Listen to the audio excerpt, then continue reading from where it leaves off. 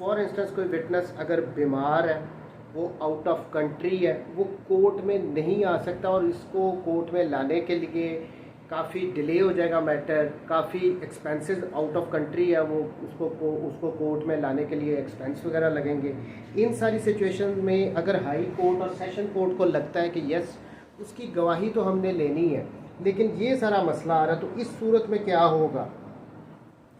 Which under the circumstances of the case would be unreasonable such court में dispense with such attendance, यानी उस witness की हाज़िरी को माफ़ कर दिया जाएगा कि वो कोर्ट में आए और आके अपनी गवाही दे। And may issue a commission to any magistrate of the first class within the local limits of whose jurisdiction such witness resides to take the evidence of such witness. अब यहाँ पे हाई कोर्ट और session court में ने किसी witness की गवाही लेनी वो ज़रूरी है, ठीक है, बट अगर उसको बुलाने के लिए फिर मैटर काफ़ी डिले होगा, एक्सपेंसिव भी होगा, ठीक है, इसके साथ साथ इनकन्वीनियंस भी होगी। फॉर इंस्टेंस अगर कोई वो जो विटनेस है वो कोई सरकारी मुलाजिम है, तो इस सिचुएशन में भी, यानी ये सारी सिचुएशंस हैं, लेकिन इसकी गवाही लेना ज़रूरी है। तो हाई कोर्ट या कोर्ट ऑफ सेशन कमीशन के थ्रू इसकी गवाही ले सकते हैं, लेकिन ये कमीशन कौन होगा? मैजिस्ट्रेट फर्स्ट क्लास वाला, मैजिस्ट्रेट जो हो फर्स्ट क्लास वाला वो ही जाएगा जिसकी जुरिस्डिक्शन में ऐसा विटनेस रहता है, वो जाके उसकी गवाही रिकॉर्ड करेगा और ला के उसको कोर्ट में दे देगा। 506 में 503 में ये है, 506 में यही सिचुएशन है कि अगर मैजिस्ट्रेट को लगता हो, देखें, whenever in the course of an inquiry or trial or any other proceedings under this code before any magistrate, वहाँ पे सेशन कोर्ट और हाई कोर्ट था, यहाँ पे 506 में मैजिस्ट्रेट आ गया। It appears that a commission ought to the issue for the examination of a witness whose evidence is necessary for the ends of justice, and that the attendance of such witness cannot be procured without an amount of delay, expense or inconvenience which under the circumstances of the case would unreasonable, ठीक है। Such magistrate shall apply to session judge, shall apply to district magistrate stating the reason for the application, and the session judge may either issue commission in the manner herein before provided or reject the application। 503 और 506 में simple ये है कि यहाँ पे magistrate को लगता है कि कमीशन को अपॉइंट किया जाना चाहिए, किस लिए? किसी विटनेस की गवाही को रिकॉर्ड करने के लिए। लेकिन यहाँ पे ये मैजिस्ट्रेट के पास पावर नहीं है कि वो किसी को अपॉइंट कर दे। इस मैजिस्ट्रेट को सेशन जज को अप्लाई करना पड़ेगा, भाई ऐसी कंडीशन है, ऐसी सिचुएशन है, तो हमें इसमें कमीशन अपॉइंट करना चाहिए। तो यहाँ पे ये सेशन जज फिर इस मैटर को डिसाइड करेगा, या तो वो अलाउ कर देगा इस एप्लीकेशन को, या फिर वो इसको रिजेक्ट कर देगा कि नहीं कोई ज़रूरत नहीं। दो ऑप्शन आ गए, ठीक हो गया। 503 और 506 में सिंपल यही डिफरेंस है। 3 में high court session court magistrate first class वाले को कमीशन अपॉइंट कर सकती है। 506 में अगर मैजिस्ट्रेट के पास केस है तो वो क्या करेगा? वो सेशन जज को अप्लाई कर देगा, सेशन जज फिर आगे डिसाइड करेगा कि क्या कमीशन अपॉइंट किया जाना चाहिए या नहीं किया जाना चाहिए।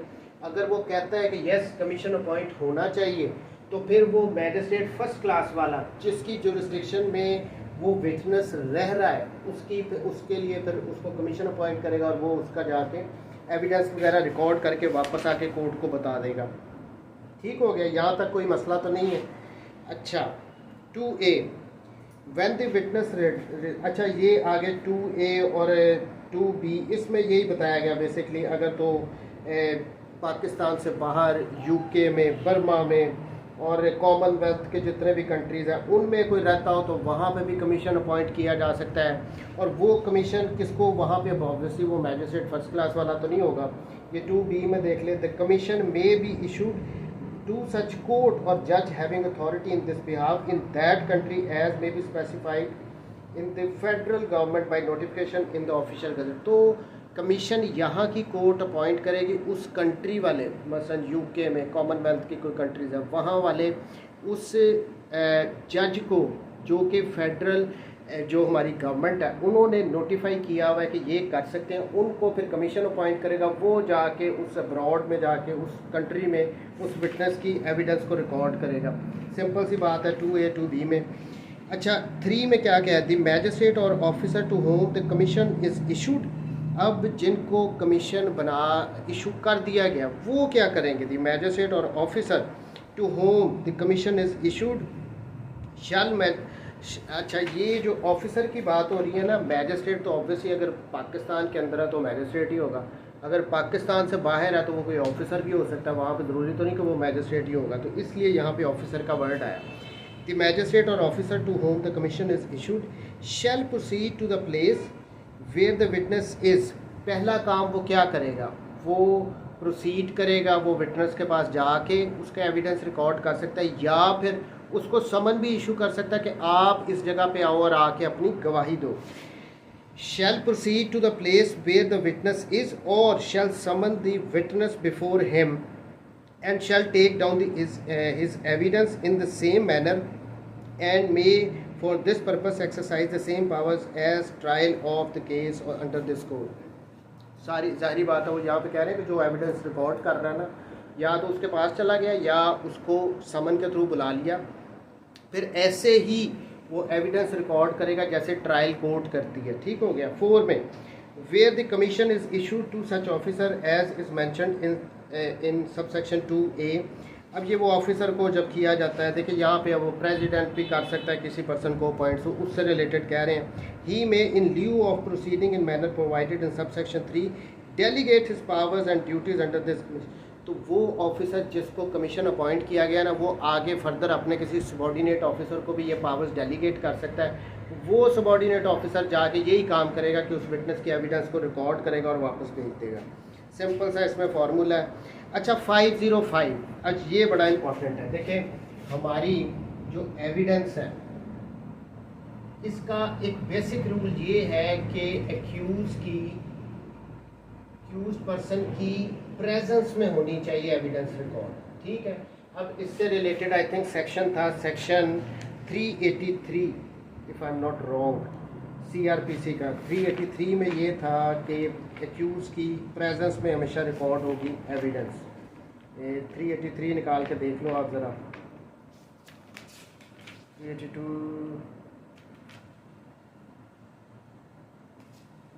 नहीं, 383 नहीं है, ये कौन सा सेक्शन था?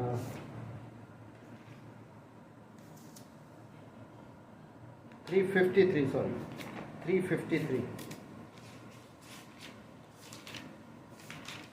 हाँ ये था 353। अब इसमें क्या है कि when this such person chapter shall be taken in the presence of accuse की प्रेजेंस में हमेशा एविडेंस होती है।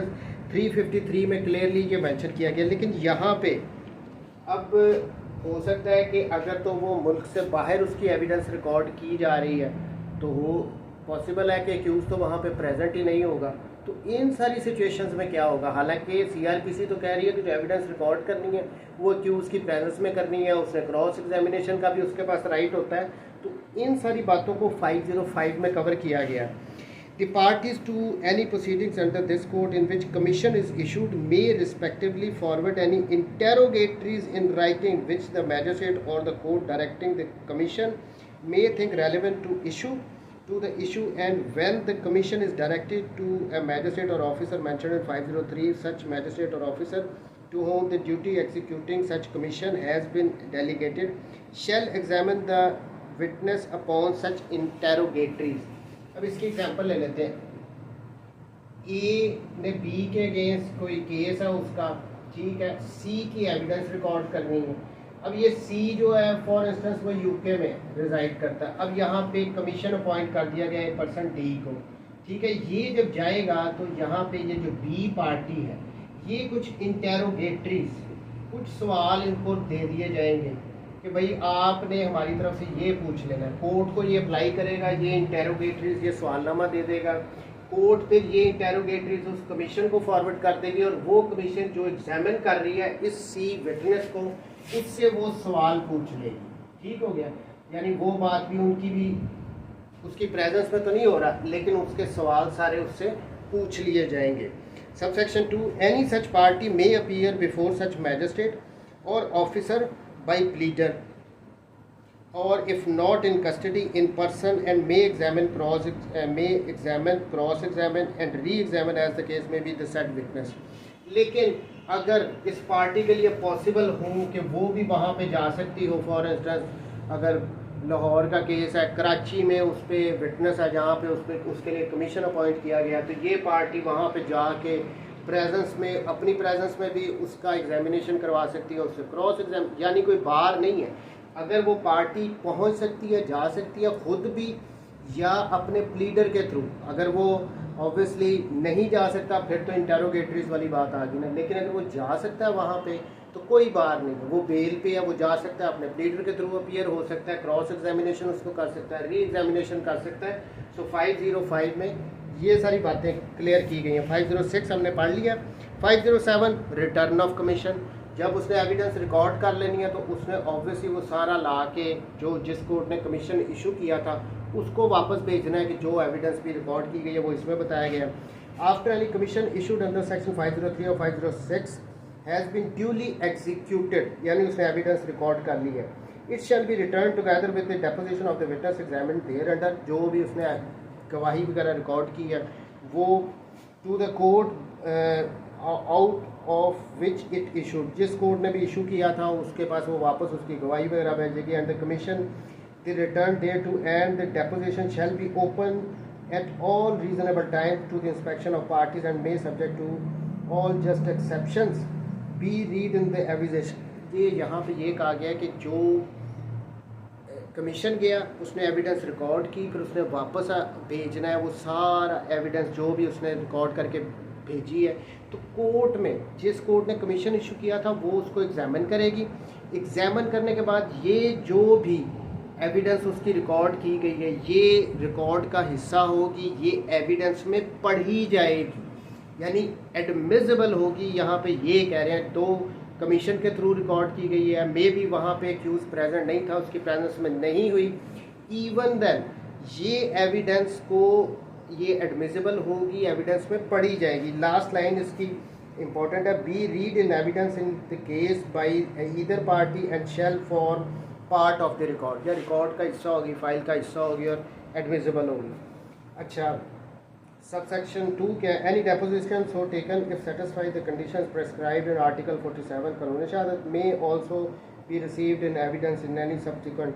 47 आर्टिकल कानून शहादत ऑर्डर का क्या कह रहा था कि ऐसे पर्सन जो जिनकी डेथ हो गई हो या फिर जो मिल ना रहे हो, उन्होंने प्रीवियसली कोई एविडेंस दी हो तो सब्सिक्वेंट प्रोसीडिंग्स में उसको यूज़ किया जा सकता है। तो यही बात कह रहे हैं कि वो अगर उसकी डेथ हो गई है वो बाद में नहीं आ सकता। बहरहाल इसकी इस विटनेस की जो थ्रू कमीशन एविडेंस रिकॉर्ड की गई ये एडमिसिबल भी है, और 47 की अगर एप्लीकेशन है तो सब्सिक्वेंट प्रोसीडिंग्स में भी इनको यूज़ किया जा सकता है।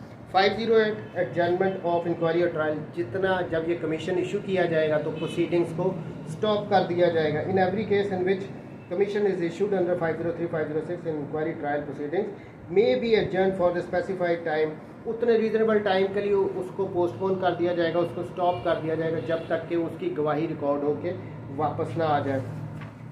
अच्छा, अब ये 508A, अब ये पुरानी सी बातें हैं, अब कॉमनवेल्थ यूनाइटेड किंगडम, इस पे भी वो सारा कुछ ये चैप्टर वगैरह अप्लाई होते हैं, इसमें कोई इतनी इंपॉर्टेंट बात नहीं है, सिंपल सा था चैप्टर, मैं इसको कंक्लूड कर देता हूँ। 503 में था हाई कोर्ट या सेशन कोर्ट, और 506 में था मैजिस्ट्रेट। अगर इन्होंने किसी विटनेस की एविडेंस रिकॉर्ड करनी है तो ये कमीशन के थ्रू रिकॉर्ड करवा सकते हैं, और कमीशन कौन होगा, मैजिस्ट्रेट फर्स्ट क्लास। लेकिन अगर मैजिस्ट्रेट ने कमीशन अपॉइंट करवाना है, किसी विटनेस की एविडेंस रिकॉर्ड करवानी है, तो वो सेशन जज को अप्लाई करेगा, फिर सेशन जज अगर अलाउ करता है तो फिर मैजिस्ट्रेट फर्स्ट क्लास वाला जिसकी एरिया में जुरिस्डिक्शन में वो रिजाइड करता है उसको अपॉइंट किया जाएगा।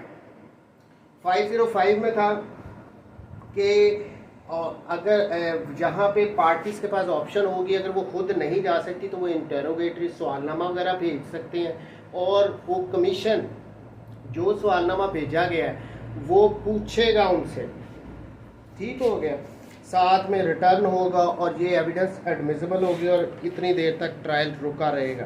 कोई क्वेश्चन यहाँ तक?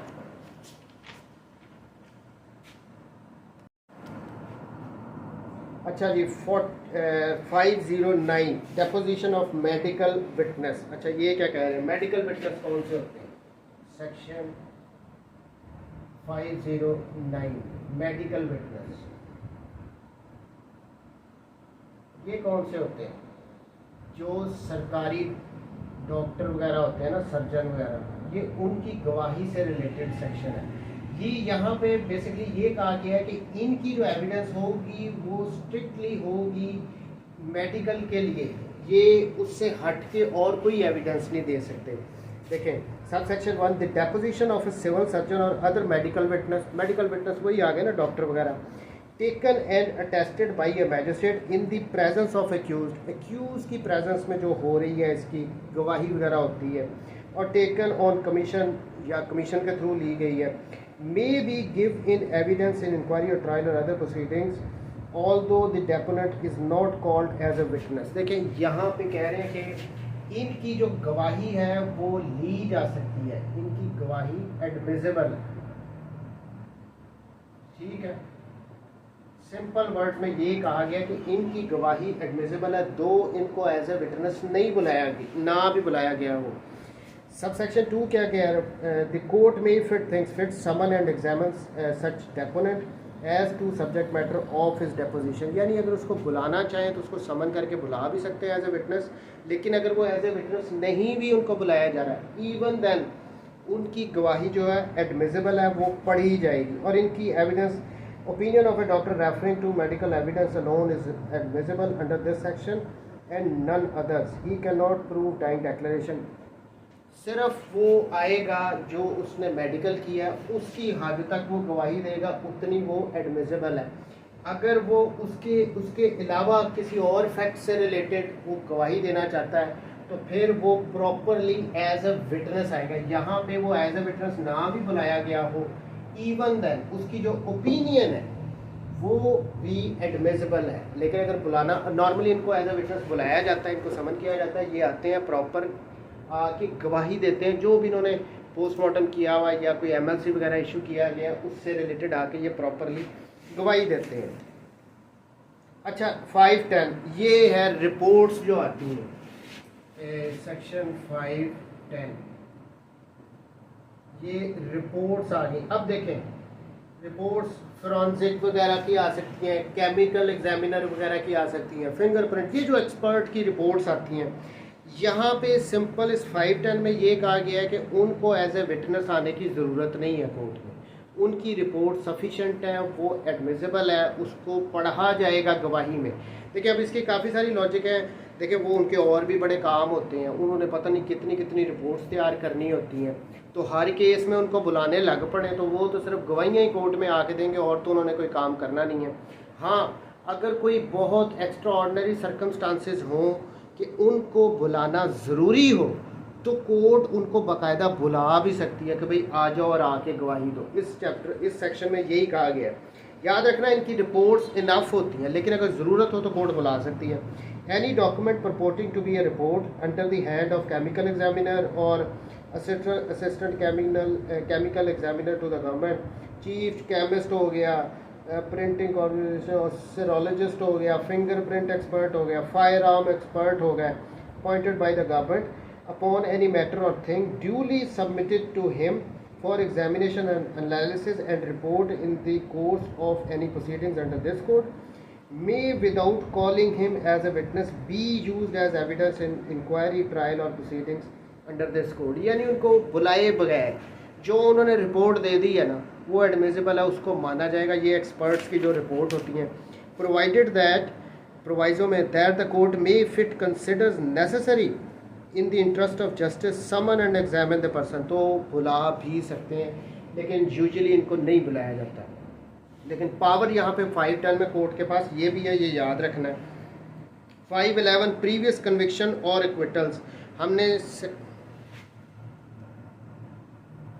हमने सेक्शन 75 पढ़ा था पीपीसी का, इन्हांस्ड पनिशमेंट से रिलेटेड। अब उसमें क्या कहा गया था कि अगर किसी ने चैप्टर 12 और चैप्टर 17 वाले अगर ऑफेंसेस कमिट किए हों और वो प्रीवियसली कन्विक्टेड है तो उसको दोबारा सज़ा तो दी जाएगी, वो बढ़ा के दी जाएगी 75 पीपीसी के सेक्शन में। तो यहाँ पे ये कह रहे हैं कि अगर कोई पर्सन प्रीवियसली कन्विक्टेड है या क्विटेड है, इस किस्म का मैटर आ जाए, तो फिर आपने कैसे उसको प्रूव करना है। ऑब्वियसली सिंपल सी बात है, उसकी सर्टिफाइड कॉपी, जिस कोर्ट ने फैसला दिया था उसकी सर्टिफाइड उस जजमेंट ऑर्डर की कॉपी आप कोर्ट में दे दो, वो इनफ है। उससे पता लग जाएगा कि प्रीवियसली कन्विक्टेड है या एक्विटेड है। दूसरी बात है कि अगर कन्विक्टेड है, एक और भी तरीका होता है, वो सब सेक्शन 2 में बताया गया। उसमें ये कहा गया कि जो जेलर है, जिसकी जेल में वो रहा है, उसकी तरफ से भी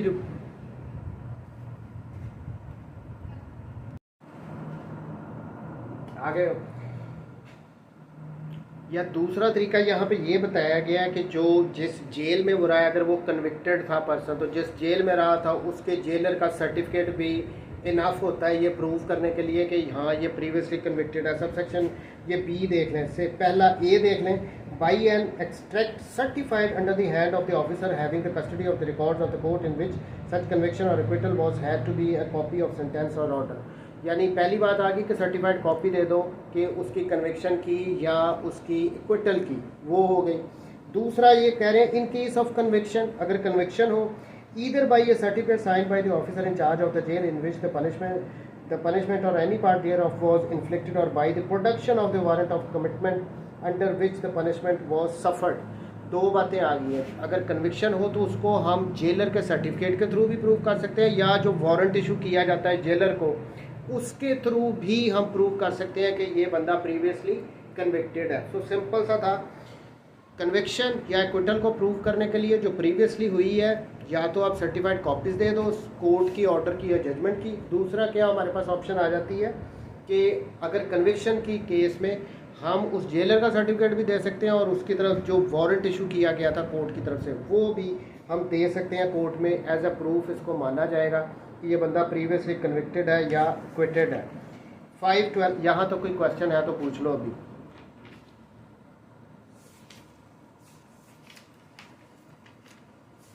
सिंपल ही है ना, ये इतना कोई है नहीं होता। अच्छा आगे आ जाओ। अब ये 5-12 इसको गौर से पढ़ना है, ये बड़ा ही इम्पोर्टेंट क्वेश्चन है। यहाँ पे क्या कह रहे हैं, ये भी सेक्शन जो है 353 जो हम CRPC का है, जिसमें ये कहा गया था कि जो भी एविडेंस रिकॉर्ड की जाएगी वो एक्यूज़ की प्रेजेंस में रिकॉर्ड की जाएगी। ये उसकी एक एक्सेप्शन है, section 512। If it is prove that an accuse person has absconded, अगर ये प्रूव हो गया कि भाई मुलजिम जो है एब्सकॉन्ड कर गया, वो भाग गया, पहली बात, and that there is no immediate prospect of arresting him, और उसको जल्दी अरेस्ट नहीं किया जा सकता। ये होता है ऐसे है कि जब कोई बंदा भाग जाता है, अरेस्ट नहीं होता ना, उसका 512 का पुलिस वाले चालान बना देते हैं कि जी ये एब्सकॉन्ड कर गया। ये उसी की बात कर रहे हैं कि इट इज़ प्रूव, यानी पुलिस वालों ने आके कह दिया कि भाई वो एब्सकॉन्ड कर गया। The court competent to try such person for the offence complaint में इन द एब्सेंस, तो उसकी गैर मौजूदगी में ही क्या कर सकती है, examine the witnesses if any, उसकी गैर मौजूदगी में ही विटनेसेस को एग्जामिन कर सकती है अगर कोई हो, produced on behalf of the prosecution, जो प्रोसिक्यूशन ने प्रोड्यूस की हैं, एंड रिकॉर्ड देयर डेपोजिशन, और उनकी गवाही को कोर्ट रिकॉर्ड कर सकती है। ये पहली बात आ गई। Any such depositions may on arrest of such person be given in evidence against him on the inquiry trial inquiry into or trial for the offence with which he is charge if the deponent is dead or incapable of giving evidence, or attendance cannot be procured with the amount of delay, expense, inconvenience which under the circumstances of the case would be unreasonable। वही बात आ रही। देखें यहाँ पे court कर क्या रही है, एक मुल्ज़िम है वो एब्सकॉन्ड कर गया, लेकिन प्रोसिक्यूशन के पास ये ऑप्शन होती है कि वो विटनेसेस जितने भी हैं ना, उनकी वो गवाहियाँ कोर्ट में जाकर रिकॉर्ड करवा दे। यहाँ पे एक्यूज़ तो प्रेजेंट नहीं है, लेकिन क्यों की जाती हैं, ताकि इन फ्यूचर अगर वो अरेस्ट होता है और ये विटनेसेस अगर उनमें से कोई डेड हो गया हो, या उनमें से अगर कोई बीमार हो गया हो, या फिर वो मुल्क से बाहर चला गया, अवेलेबल नहीं है, उनको लाना दोबारा कोर्ट में पॉसिबल नहीं है, तो ये जो एविडेंस रिकॉर्ड की जाएगी सेक्शन के अंडर, वो उसको उस एक्यूज़ के अगेंस्ट जब वो अरेस्ट होगा, उसका ट्रायल दोबारा चलेगा, तो इन गवाहियों को फिर यूज़ किया जा सकता है। देखें सिंपल सी बात है, हमारा कानून शहादत ऑर्डर ये कहता है कि जब किसी विटनेस को क्रॉस एग्जामिनेशन ना किया गया हो तो उसकी जो गवाही है उसकी कोई वैल्यू नहीं होती, ऐसे ही है। लेकिन ये एक एक्स्ट्रा ऑर्डनरी सर्कमस्टांसेस यहाँ पे क्रिएट हो रहे हैं कि वो एक्यूज़ एब्सकॉन्ड कर गया, मिल नहीं रहा, तो उसके प्रोसिक्यूशन के जितने भी विटनेसेस हैं उनकी गवाहियाँ करवा लो, ताकि इन फ्यूचर जब वो अरेस्ट होगा तो इनको यूज़ किया जा सकेगा। वही 47 वाली बात आ गई ना, बाद में जो सब्सिक्वेंट प्रोसीडिंग्स हो रही हैं, ये प्रीवियस जो उसकी एविडेंस है उसको यहाँ पे यूज़ किया जा सकेगा।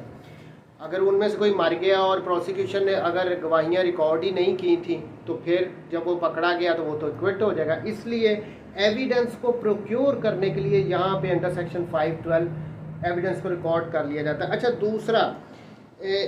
दूसरा भी इसी किस्म का एक है कि अगर तो समटाइम्स FIR रजिस्टर हो जाती है ना अननोन पर्सन के अगेंस्ट, जिनका जब ऑफेंस कमिट हुआ है उनका नाम एड्रेस वगैरह नहीं पता होता, नामालूम अफराद के अगेंस्ट, तो उस सिचुएशन में भी यहाँ पे जो विटनेसेस होंगी उनकी गवाहियाँ वगैरह रिकॉर्ड कर ली जाती हैं, ताकि जब भी कोई बंदे पकड़े जाएंगे तो वो ये यूज़ किया जा सके उनको। देखें, if it appears that an offence punishable with death or imprisonment for life has been committed, specifically mention कर दिया गया है कि डेथ वाला होगा या लाइफ वाला कोई ऑफेंस कमिट किया गया बाई सम पर्सनस और persons unknown, the high court में डायरेक्ट, तो यहाँ पे हाई कोर्ट डायरेक्ट कर सकती है that any magistrate of first class shall hold an inquiry and examine the witnesses who can give evidence concerning the offence। High court direct करेगी और उस गवाहों की एविडेंस को रिकॉर्ड कर लिया जाएगा। Any deposition so taken may be given in evidence against any person who is subsequently accused of the offence. बाद में किसी को पकड़ लिया,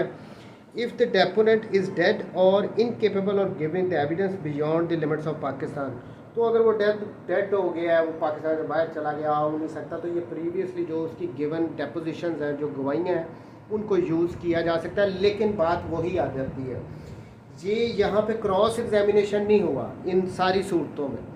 तो यहाँ पे क्या होता है कि कोर्ट ने अगर कन्विक्ट करना हो ना किसी बंदे को, तो वो एविडेंस को ऐसे पर्सनस की जिनकी 512 में रिकॉर्ड की गई थी उनको फिर क्रॉबरेट करती है कि जो दूसरी एविडेंसेस मिल रही हैं उनके साथ क्रॉबरेट करती है। अगर ये वो क्रॉबरेट करेंगी तो ही सज़ा होती है, अदरवाइज़ कोर्ट फिर उसको डिसरिगार्ड भी कर सकती है कि भाई और तो कोई, सिंपल सी बात है ना, क्रॉस एग्जामिनेशन हुआ नहीं है, वो विटनेस अगर फॉर इंस्टेंस डेड हो गया, उसकी डेथ हो गई है या वो मुल्क से बाहर चला गया, वो आ नहीं सकता, प्रीवियसली एविडेंस जो उसने दी है उसको हम ले रहे हैं, कोर्ट उसको यूज़ करना चाह रही है, लेकिन फिर कोर्ट साथ देखेगी और क्या क्या एविडेंसेस हैं, क्या क्या कुछ और मवाद हमें मिला है। अगर तो जो दूसरी कोई मवाद मिला है वो उस प्रीवियसली जो गिवन एविडेंसेस हैं उनके साथ क्रॉबरेट कर रहा है, तो फिर कोर्ट उसके साथ प्रोसीड करके उसको कन्विक्ट कर सकती है। ये थोड़ा सा कोर्ट ने देखना होता है कि भाई इसमें तो क्रॉस एग्जामिनेशन वगैरह हुआ ही नहीं है। ये बहुत इंपॉर्टेंट सेक्शन है 512 वाला। इसमें बेसिकली होता ऐसे ही है, एक्यूज़ अगर तो एक्सपॉन्ड कर गया तो उसका 512 का बाकायदा चालान जमा करवाया जाता है और कि वो मिल नहीं रहा उसको इश्तिहारी डिक्लेयर कर दिया जाता है। फिर साथ ही जो विटनेसेस होते हैं उनकी गवाहियाँ रिकॉर्ड करके केस को रोक दिया जाता है। फिर जब भी कभी वो अरेस्ट होता है तो फिर उसका ट्रायल वहाँ से दोबारा चलता है। समटाइम्स ऐसे होता है कि एक FIR में 5-5, 7-7 बंदे होते हैं नॉमिनेटेड, 3-4 भाग गए, 3-4 पकड़े गए, जो 3-4 भाग गए हैं उनका 512 का चालान बना के उनको अलहदा कर दिया जाता है और उनका ट्रायल तब चलेगा जब वो पकड़े जाएंगे। फिर एविडेंस अगर वो विटनेसेस अवेलेबल ना हो, पहले उन्होंने एविडेंस दिया तो उसको यूज़ किया जा सकता है। कोई क्वेश्चन यहाँ तक? ये बहुत ही इम्पोर्टेंट सेक्शन है 512 वाला, इसकी कमेंट्री बड़ी डिटेल में पढ़ना।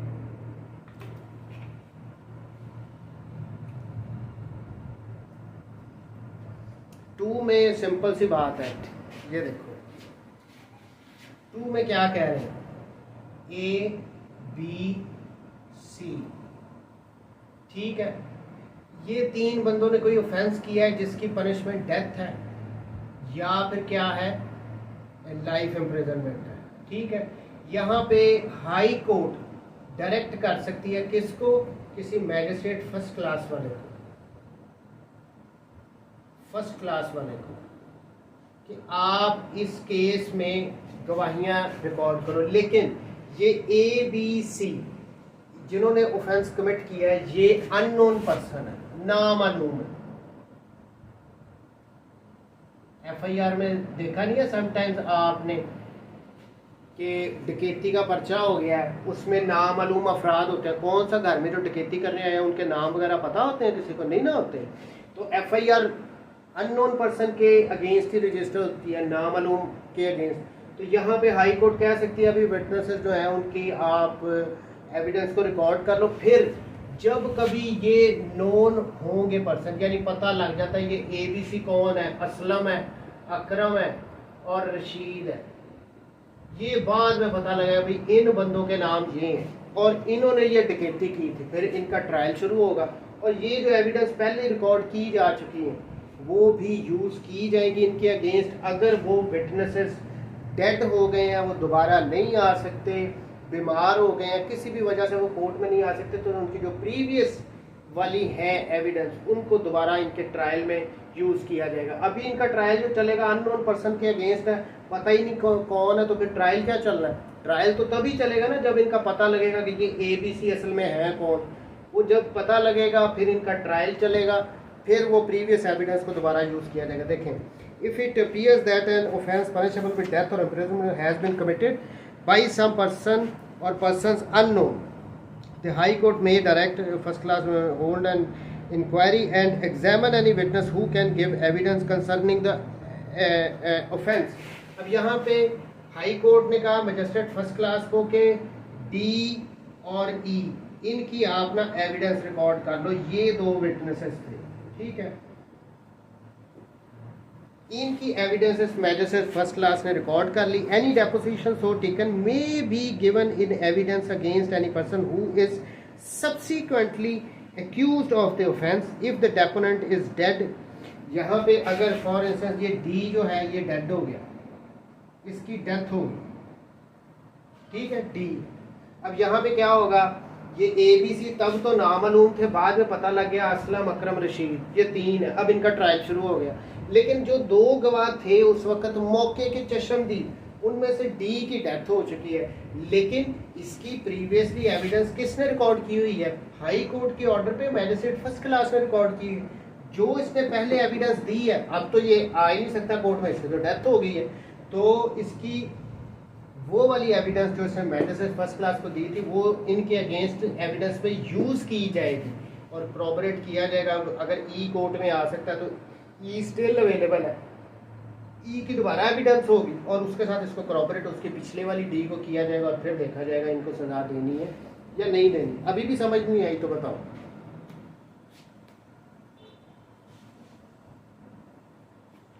अब क्लियर है या नहीं है? अल्लाह का, इसको दोबारा पढ़ना, ये क्लियर है। अननोन पर्सन हो या एब्सकॉन्ड कर गए हो तो उनके जो भी उस वक्त अवेलेबल गवाह होंगे ना, उनकी कोर्ट रिकॉर्ड कर लेती है कि बाद में ये कहीं मर ना जाए। अगर मर गया तो फिर भी इसके अगेंस्ट तो कोई एविडेंस ही नहीं होगी, बाद में फिर उनको यूज़ किया जा सकता है अगर वो अवेलेबल ही ना हो तो, ठीक है। ये क्या है? चैप्टर 42। अच्छा, ये बॉन्ड से रिलेटेड है। देखें बॉन्ड्स का क्या सिलसिला है। बॉन्ड्स का क्या सिलसिला होता है कि जब हमने कोर्ट ने किसी को भी बेल देनी है, रिलीज करना है, उनसे बॉन्ड लेते हैं ना। अब होता क्या, नॉर्मली कोर्ट कह देती है कोई बेल था ए की बेल थी, कोर्ट ने इसको अलाउ किया, साथ इसको कहा कि बॉन्ड दो विद 5 लाख रुपए तक के, ठीक है, इतने के आपने बॉन्ड देने हैं विद 1 और 2 श्योरिटी। यहाँ पे कर लेते हैं हम 2 श्योरिटीज। अब ये 2 श्योरिटीज का क्या मतलब है? इसका मतलब 2 जामन, यानी 2 पर्सन्स इसके लेके आएंगे आप, जो के 5 लाख रुपए दे के श्योरिटी बॉन्ड देंगे। अब इसको बॉन्ड को हम उर्दू में क्या कहते हैं? मचलका, ये होता है।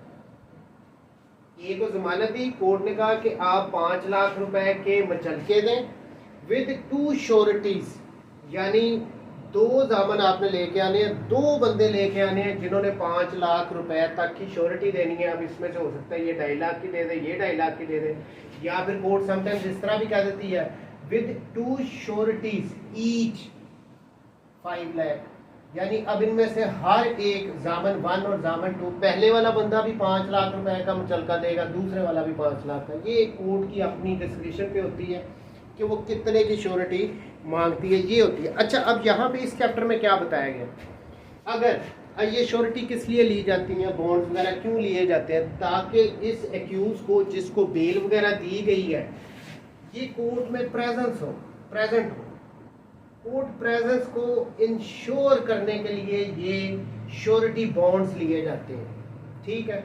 अब अगर ये एक कोर्ट में फॉर इंस्टेंस इसको जमानत दी गई थी, अगली डेट रख दी, आज के 6 है, इसको 7/3/2023 के लिए कोर्ट ने पाबंद किया कि आपने अदालत में आना है, लेकिन ये कोर्ट में इस डेट पे नहीं आया, तो कोर्ट क्या करेगी, तो कोर्ट ये करेगी कि ये जो जामन है इनको फाइन डालेगी कि भाई आप लोगों ने श्योरिटी दी हुई है, आप अब उसको भरो, आपको पे करने कितने पैसे। अगर आप नहीं करते हैं ये, तो फिर क्या होते हैं, इनकी जो भी मूवेबल प्रॉपर्टी होती है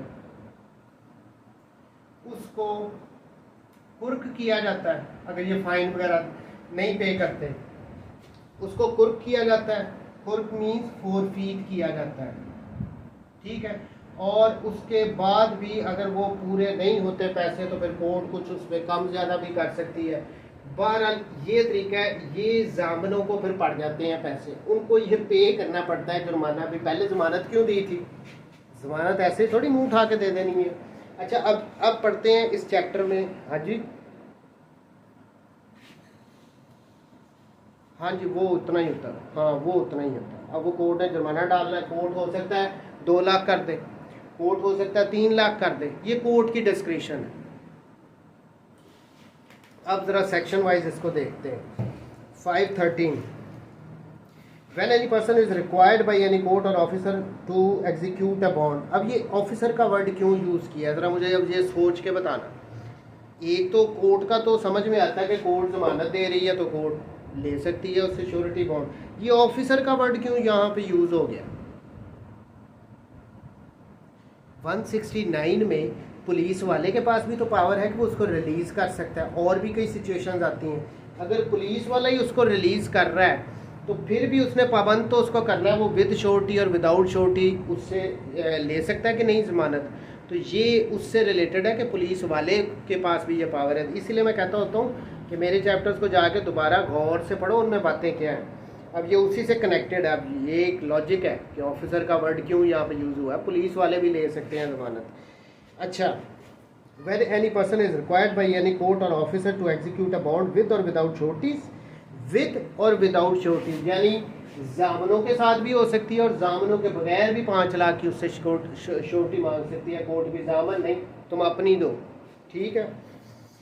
with or without surety such court or officer may accept in the case of bond for good behaviour. जब गुड बिहेवियर वाले वो चैप्टर है ना, उसमें अगर कोई बॉन्ड लिया गया तो उसको निकाल के permit him to deposit a sum of money or government promissory notes to such amount as the court or officer may fix in lieu of executing a bond.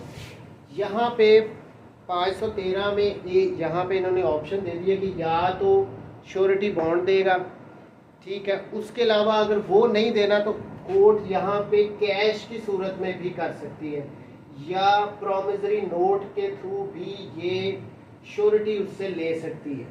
2-3 बातें आएंगी ना। एक तो बॉन्ड क्या होता है, अपनी ज़मीन की मलकियत के को कागजात दे दिए जाते हैं। दूसरा क्या आ गया, अगर कोर्ट सेटिस्फाइड है तो कैश में भी ले सकती है। जैसे सिंध में अगर चले जाए ना तो वहाँ पे डालते हैं कैश में लेती हैं, पंजाब में इतना नहीं होता। मैं एक ज़मानत करवा के आया था, मैंने वहाँ पे 2 लाख रुपया कैश हमने जमा करवाए थे श्योरिटी। सो कैश भी करवा कोर्ट ऑर्डर कर सकती है, या प्रोमिसरी नोट वगैरह है वो भी कोर्ट कह सकती है कि आप वो जमा करवा दो गवर्नमेंट वालों। तो ये 3 ऑप्शन है, कैश, ये बॉन्ड इस तरह भी दिया जा सकता है किसी ज़मीन के कागजात वगैरह, या फिर प्रोमिसरी नोट के थ्रू भी दिया जा सकता है। 514 से कार्रवाई शुरू हो गई है कि भाई वो मुलजिम जिसकी ज़मानत दी थी वो भाग गया। अब क्या होगा, whenever it is proved to the satisfaction of the court by which a bond under this code has been taken, or the court of magistrate of the first class, court या magistrate first class उनको satisfy हो गया, पता लग गया। और when the bond is for the appearance of the court, या court की अपीयरेंस के लिए बॉन्ड था, that such bond has been forfeited, the court shall record the ground such proof. Court ने ग्राउंड्स लिखने हैं, अभी क्यों उनको लग रहा है कि वो एक्सकॉन्ड कर गया, इसको पहले प्रूव करना होता है कि वो भाग गया, पूरी कार्रवाई होती है, उसके बाद आगे काम चलता है. And may call upon any person bound by such bond to pay the penalty thereof or to show cause why it should not be so paid. जिस बंदे ने ज़मानत दी हुई है ना, कोर्ट उसको बुला लेगी कि भाई आ जाओ, आपने ज़मानत दी थी ना, अब आके बताओ, हमें शो कॉज इसको नोटिस इशू करेगी कि हम आपको जुर्माना क्यों ना डालें. आपने तो कहा था कि हम उसको प्रोड्यूस करेंगे, आपने जिम्मेदारी ली थी, वो भाग गया, ठीक है, उसको नोटिस करेगी show cause. Subsection 2, if sufficient cause is not shown and the penalty is not paid. उसने इनको बुला लिया, इन्होंने आके कोई वजह भी नहीं बताई, यानी कोर्ट को सेटिस्फाई नहीं कर सके, और जो पेनल्टी थी वो भी इन्होंने जमा नहीं करवाई. अब ये पूरी अमाउंट भी हो सकती है, कोर्ट कम भी कर सकती है, ये यहाँ पे स्पेसिफिकली नहीं बताया गया. लेकिन अगर 5 लाख के में चल के हैं तो 5 लाख, अगर 1 लाख के हैं तो 1 लाख, वहाँ पे कोर्ट के साथ थोड़ा हम वहाँ पे रिक्वेस्ट वगैरह भी कर लेते हैं, सर कम कर दें, गरीब आदमी, तो वो कम भी हो सकती है. बहरहाल फ़ाइन भी नहीं पे किया और उसने बताया भी नहीं है, कोई वजह भी नहीं बताई कि उनको जुर्माना क्यों ना लगे, ठीक है. The court may proceed to recover the same by issuing warrant for the attachment and sale of movable property belonging to such person and his estate if he be dead. माफ़ी नहीं है इसमें, कह रहे हैं कि अगर तो उसकी कोई मूवेबल प्रॉपर्टी है उसको अटैच करके सेल किया जाएगा, और अगर उसकी डेथ हो चुकी है तो जो उसकी स्टेट है, उसका तरका है, उसमें से रिकवर किया जाएगा. ठीक हो गया. Subsection 3, such warrant may be executed with in the local limits of jurisdiction of the court which issued it. जो उसकी जुरिसडिक्शन है उसके अंदर भी अगर कोई उसकी प्रॉपर्टी है तो उसके लिए वहीं पे यूज़ किया जाएगा. And it shall authorise attachment or sale of the movable property belonging of such person without such limit. अगर उस कोर्ट की जुरिसडिक्शन से बाहर भी उसकी कोई मूवेबल प्रॉपर्टी है तो उसको भी अटैच करके सेल करवाया जा सकता है. लेकिन यहाँ पे हो जाता है कि डीओ डिस्ट्रिक्ट ऑफिसर रेवेन्यू, उसको फिर वारंट दिए जाते हैं कि भाई ये अटैच करके इसकी प्रॉपर्टी इसको सेल करो. 4 में क्या था, if such penalty is not paid and can not be recovered by such attachment and sale, the person so bound shall be liable by the order of the court which issued the warrant to imprisonment, civil jail for a term which may extend to 6 months. लेकिन अगर recover नहीं किया जा रहा उससे, उसकी कोई property movable नहीं है या वॉट एवर रीज़न, ये रिकवरी नहीं हो रही उस फाइन की, उसके लिए अटैचमेंट करने का भी ऑर्डर हो चुका है, सेल करने का भी, लेकिन नहीं हो पा रही रिकवरी, तो क्या होगा, ये जो जामन है इसको 6 महीने तक की सिविल इम्प्रिजनमेंट में भेजा जाएगा. सबक तो देना चाहिए ना भी, क्यों जमानत दी थी, वो तो भाग गया. अच्छा 5 में, द कोर्ट में at its discretion remit any portion of the penalty mentioned and enforce payment in part only. Court अब यहाँ पे ये भी रिलैक्सेशन दे सकती है. मैंने कहा ना कि हम वहाँ पे फिर कोर्ट को ज़रा रिक्वेस्ट करते हैं कि जी बहुत ज़्यादा है, कम कर दें. रिमिट कर सकती है, कम कर सकती है, इंस्टॉलमेंट भी कोर्ट बना सकती है और बना देती होती है. ठीक है. 6 में, where a surety to a bond dies before the bond is forfeited his estate shall be discharge from the liability in respect of the bond. लेकिन जब अगर वो जो श्योरिटी था उसकी डेथ हो जाए, लेकिन प्रॉपर्टी को 4 फीट होने से पहले, बॉन्ड के 4 फीट होने से पहले अगर उसकी डेथ हो जाए तो उसकी जितनी भी प्रॉपर्टी होगी उसको डिस्चार्ज कर दिया जाएगा. 7, where any person who has furnished security under 107, अब इसमें ये आप पढ़ लेना, इसमें कोई ख़ास इतनी इंपॉर्टेंट बात नहीं है. मतलब 516 में भाई इनकी जान नहीं छुटती, इनको जुर्माना पड़ जाता है और इनको पे करना पड़ जाता है. 514 एक है, procedure in case of insolvency or death of the surety when the bond is forfeited. लेकिन अगर ये बंदा इंसॉल्वेंट हो जाए, दिवालिया हो जाए या उसकी डेथ हो जाए, when any surety to a bond under this code becomes insolvent or dies, or when the bond is forfeited under the provision of 514, the court by whose order the bond was taken or matters of first class may order the person whom such security was demanded to furnish fresh security in accordance with the directions of the original order. देखें, अगर तो कोई जामन की death हो जाए, ठीक है, दूसरा क्या था, वो इंसॉल्वेंट हो जाए, तो कोर्ट क्या करेगी, जो जिस बंदे की ज़मानत ली थी ना उसको बुला लेगी, उसको कहेगी कि भाई आ जाओ और आके हमें नए जामन दो, क्योंकि वो तो डेथ हो गई है उसकी, या वो इंसॉल्वेंट हो गया, ठीक हो गया, सिंपल सी बात है। And if such security is not furnished the court shell magistrate proceed. अगर वो नहीं फिर भी फ्रेश सिक्योरिटी देता तो क्या होगा, उसके अगेंस्ट प्रोसीड किया जाएगा, उसको दोबारा अरेस्ट वगैरह किया जाएगा। 5 से 14 भी bond required by a minor, अगर माइनर की तरफ से होगा तो क्या होगा, when the person required by any court or officer minor such court or officer may accept in lieu thereof a bond executed by surety or sureties only. तो उसकी जगह पे अब माइनर का तो बॉन्ड नहीं लेना, माइनर की जगह पे तो हमेशा ही उसका कोई श्योरिटी कोई जामन होगा जो दे सकता हो उसका, उसके लिए होगा। 515 में अपील है कि 514 में जिसको ये सज़ा वगैरह दी गई है कि भाई जुर्माना भरो, वो shall be appealable to the session जज, सेशन जज को अपील कर सकते हैं। And if no appeal is preferred, हाँ 500 यहाँ पे थोड़ी सी रिलैक्सेशन यहाँ पे दी गई है। नॉर्मली ये होता है कि जहाँ पे अपील प्रोवाइडेड हो और आप उस टाइम पीरियड के अंदर अपील ना प्रेफर करो, फाइल ना करो, तो आप रिवीजन फाइल नहीं कर सकते। लेकिन इनको बेचारों को रिलैक्सेशन दी है कि 5 से 14 में अगर इनको कह रही है कोर्ट कुर्की वगैरह के ऑर्डर हो गए इनकी जायदाद के, या इनको इम्प्रिजन करने के ऑर्डर हो गया, वो इसको चैलेंज कर सकते हैं अपील में।